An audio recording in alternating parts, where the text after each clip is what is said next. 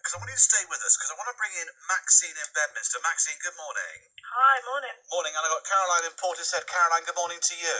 Good morning, John. Because Sarah Williams, editor of Who Do You Think You Are, the magazine, she says it's got easier. Maxine, you found some fairly interesting things out about your family. I'm told you managed to get back to 1850. Yes, I have. I found a wedding certificate for my great-grandparents, and on that wedding certificate it features the names of my great-great-grandfathers on there as well. Wow.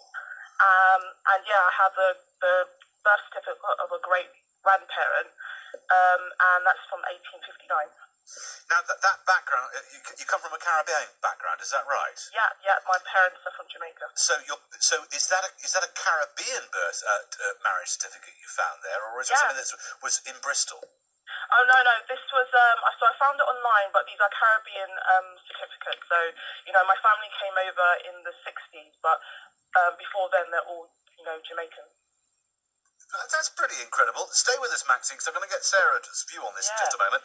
So the exciting thing that I've got Jamaican family too. So, have you really? Yes, and the exciting thing there is that the Mormon Church, the Church of Latter-day Saints, they have a website called Family Search, which I assume is where Maxine got this from, and they are they've done an amazing project digitising all the civil records for Jamaica, and they're free, which is wonderful. Wow. So if you've got Jamaican ancestry, it's cheaper than if you've got British. If you want to get a civil registration, like a marriage certificate, birth or death certificate for the UK, for England and Wales, you have to pay £9.25 for that.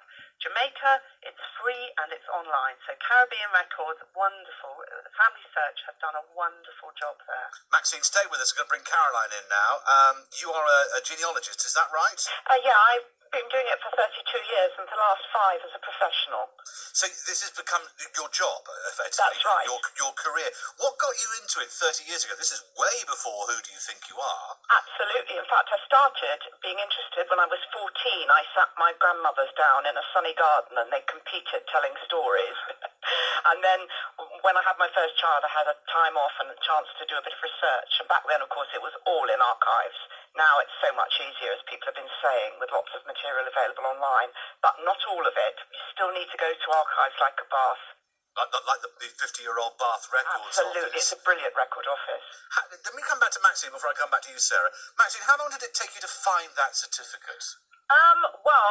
As the other lady just said, it was Family Search that I got. I found all these details, and once I found the correct website, which was this, it's just unlocked a whole load of information. So it didn't take that long. I've been searching for a number of years now, and then I came across that website, and it's just unlocked a whole load of my family history. So it's really good, and it hasn't actually taken that long to find all this information once I found this golden website.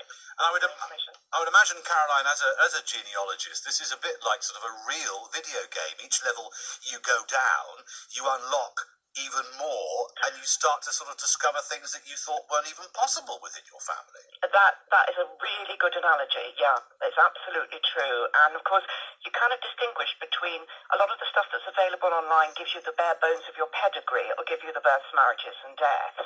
But there's a lot of other information which puts the flesh on the bones for you. And one of my favourites is newspapers, because all classes of society feature there. And I found some wonderful black sheep through newspaper accounts. This whets the appetite, Sarah Williams.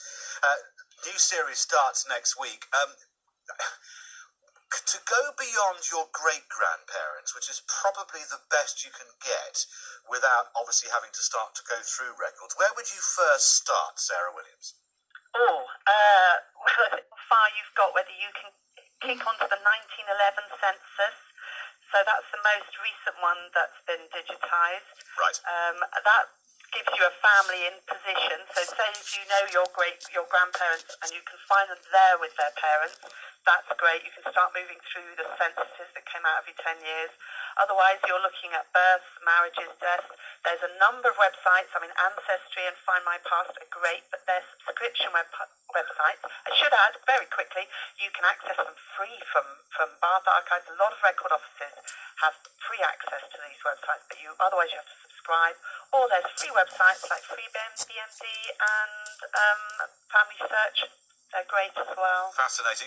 We could talk about this all morning. Unfortunately, we're out of time. Sarah Williams, editor of Who Do You Think You Are? Maxine in Bedminster, good luck with your continued search. And Caroline in Portishead, thank you all three.